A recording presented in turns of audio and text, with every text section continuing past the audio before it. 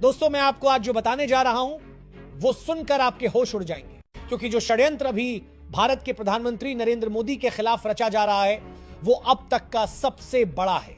यह कहानी केवल राजनीति की नहीं है, यह कहानी है डीप स्टेट की, उन ताकतों की जो न भारत को मजबूत होते देख सकती हैं, न भारत के बाजार को अपने हाथ से निकलने देना चाहती हैं। कई लोग कहते हैं मुख्यमंत्री रहते हुए भी मोदी को हटाने की कोशिश हुई, लेकिन प्रधानमंत्री बनने के बाद से ये हमले और ज्यादा बढ़ गए और अब हालत यह है कि इस साजिश में कई देश शामिल हो चुके हैं। सोशल मीडिया पर चर्चा है, जैसे बांग्लादेश में डीप स्टेट ने शेख हसीना को हटाया, वैसा ही खेल भारत में मोदी के खिलाफ खेला जा रहा है। डीप स्टेट जिसमें CIA शामिल है, वो विदेशी कंपनियां शामिल हैं जो भारत के बाजार पर कब्जा चाहती हैं।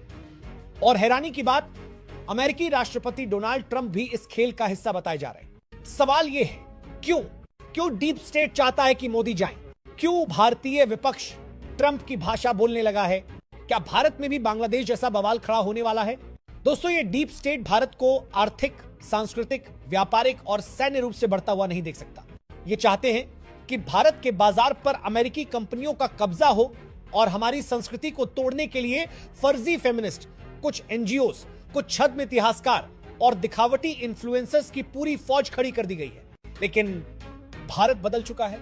आज भारत दुनिया की आंखों में आंख डालकर बात कर रहा है और यही डर डीप स्टेट के दिल में बैठ चुका है। मामला बिगड़ा जब ऑपरेशन सिंदूर हुआ। भारत ने पाकिस्तान में घुसकर अमेरिकी F-16 विमानों को नुकसान पहुंचाया, पाकिस्तान को अमेरिका की गोद से खींचकर मारा।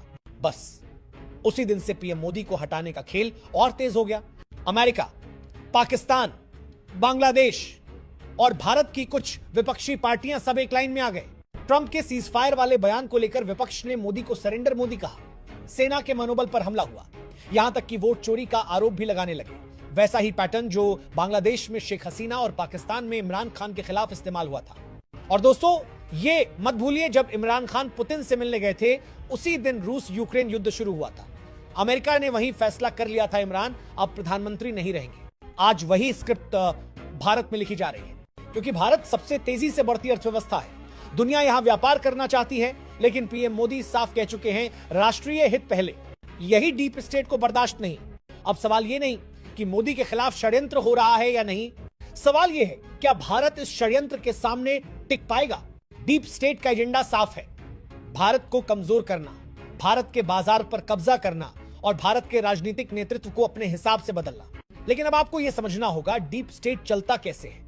यह सीधे सीधे हमला नहीं करता, ये आपकी ही धरती पर आपकी ही राजनीति और आपके ही मीडिया को अपने हथियार की तरह इस्तेमाल करता है। सबसे पहले वो विपक्षी पार्टियों को नैरेटिव देता है, फिर इंटरनेशनल मीडिया उसी नैरेटिव को उठाकर ग्लोबल लेवल पर फैलाता है, और तीसरा सोशल मीडिया पर हजारों बॉट अकाउंट्स उस नैरेटिव को हर वक्त घुमाते हैं ताकि आपको लगे अरे सब यही बोल रहे हैं तो सच ही होगा।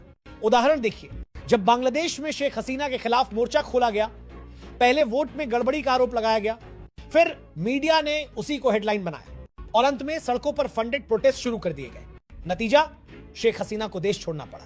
अब वही कॉपी पेस्ट स्क्रिप्ट भारत में लागू हो रही है। आपने देखा होगा, अचानक सोशल मीडिया पर वोट चोरी, डिक्टेटर जैसे हैशटैग ट्रेंड करने लगे। अचानक विदेशी पत्रकार भारत के चुनाव पर सवाल उठाने लगे। अचानक कुछ इन्फ्लुएंसर्स जो कल तक कुकिंग वीडियो बना रहे थे वो भी लोकतंत्र बचाओ पर लेक्चर देने लगे। और दोस्तों, सबसे खतरनाक हिस्सा अभी बाकी है। रिपोर्ट्स के मुताबिक डीप स्टेट भारत के अंदर आर्थिक अस्थिरता पैदा करने की कोशिश करेगा। मतलब स्टॉक मार्केट में शॉर्ट सेलिंग, रुपए को गिराने के लिए विदेशी फंड्स का इस्तेमाल और जरूरी सामान के सप्लाई चेन में बाधा डालना। क्यों? ताकि महंगाई बढ़े, लोग नाराज हो और चुनाव में माहौल बदल जाए। लेकिन दोस्तों, पीएम मोदी भी ये सब जानते हैं। उन्होंने खुद कहा था, मैं जानता हूं कि व्यक्तिगत रूप से मुझे बड़ी कीमत चुकानी पड़ेगी, लेकिन मैं इसके लिए तैयार हूं। और अब खेल अगले लेवल पर जाने वाला है। सूत्र बताते हैं डीप स्टेट अगले 6 महीनों में भारत के खिलाफ एक मल्टी फ्रंट अटैक प्लान कर रहा है। राजनीतिक मोर्चा, आर्थिक मोर्चा, सांस्कृतिक मोर्चा और मीडिया मोर्चा सब एक साथ। सवाल है, क्या भारत इसके लिए तैयार है? और क्या हम ये लड़ाई सिर्फ दूर बैठकर देख सकते हैं, या अब हमें भी मैदान में उतरना होगा? डीप स्टेट जानता है, अगर पीएम मोदी को सत्ता से हटाना है तो जनता का भरोसा तोड़ना होगा। इसके लिए उन्होंने भारत के विपक्षी दलों को 3 तरह के टूल्स दिए हैं। नैरेटिव शिफ्ट, ताकि हर घटना का दोष सीधे मोदी पर जाए। अंतर्राष्ट्रीय दबाव, विदेशी नेताओं और संस्थाओं से बयान दिलवाना कि भारत में लोकतंत्र खतरे में है, सड़क आंदोलन, बड़े शहरों में अचानक फंडेड प्रोटेस्ट करवाना ताकि मीडिया में तस्वीरें जाएं और माहौल खराब हो। दोस्तों, ये कोई थ्योरी नहीं है, ऐसा ही copy paste formula Sri Lanka, Pakistan और बांग्लादेश में भी चलाया गया था। अब दूसरा मोर्चा, आर्थिक हमला। डीप स्टेट को मालूम है कि भारत की ताकत उसका तेजी से बढ़ता हुआ मार्केट है, तो उन्होंने तय किया है कि इस मार्केट में डर फैलाना है। कैसे?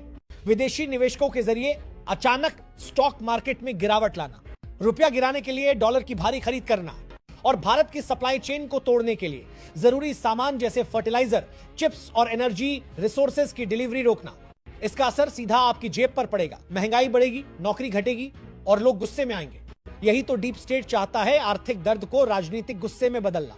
तीसरा मोर्चा, सांस्कृतिक और सोशल हमला। दोस्तों, डीप स्टेट सिर्फ बंदूक से नहीं, दिमाग से भी लड़ता है।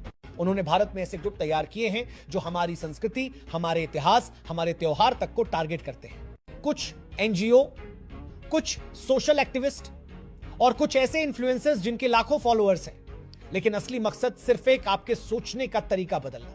ये लोग लगातार सोशल मीडिया पर यही फैलाते हैं कि भारत में सब गलत है, भारत पीछे जा रहा है, मोदी तानाशाह है, ताकि धीरे धीरे बिना आपको पता चले आपके मन में देश और उसके नेतृत्व के प्रति अविश्वास बैठ जाए। और चौथा मोर्चा, मीडिया वॉर। दोस्तों, आपने नोट किया होगा पिछले कुछ महीनों में विदेशी मीडिया में भारत के खिलाफ रिपोर्ट्स की बाढ़ आ गई है। हर हफ्ते कोई नया एक्सपोज, कोई नई रिपोर्ट जिसमें भारत को बदनाम किया जाता है। ये सब ऐसे नहीं हो रहा, ये एक कोऑर्डिनेटेड मीडिया स्ट्राइक है। इसके लिए करोड़ों डॉलर खर्च किए जाते हैं ताकि आपकी सोच पर असर पड़े। अब सबसे बड़ा सवाल, कौन है ये लोग जो डीप स्टेट का नैरेटिव भारत में चला रहे हैं? सूत्रों के मुताबिक इसमें शामिल हैं कुछ बड़े पत्रकार जिनके इंटरव्यू हमेशा विदेशी चैनल्स पर दिखते हैं, कुछ थिंक टैंक के मेंबर्स जो वॉशिंगटन और लंदन के कॉन्फ्रेंस में भारत को लेकर नेगेटिव प्रेजेंटेशन देते हैं, और कुछ रिटायर्ड ब्यूरोक्रेट्स जो अपने इंटरनल नेटवर्क का इस्तेमाल करके अंतरराष्ट्रीय लॉबी को फीड करते हैं। दोस्तों, ये वही लोग हैं जिनका इस्तेमाल बांग्लादेश में शेख हसीना को गिराने के लिए किया गया था और पाकिस्तान में इमरान खान को सत्ता से हटाने के लिए भी। लेकिन फर्क यह है, भारत सिर्फ 14 करोड़ लोगों का देश नहीं है, इसके भारत 140 करोड़ लोगों का देश है। और अगर यह प्लान यहां काम कर गया तो पूरी दुनिया में डीप स्टेट का दबदबा और बढ़ जाएगा। दोस्तों, सवाल यह है, क्या हम ये लड़ाई सिर्फ देखते रहेंगे या हम तैयार रहेंगे? क्योंकि यह सिर्फ एक व्यक्ति की लड़ाई नहीं है, यह भारत के भविष्य की लड़ाई है।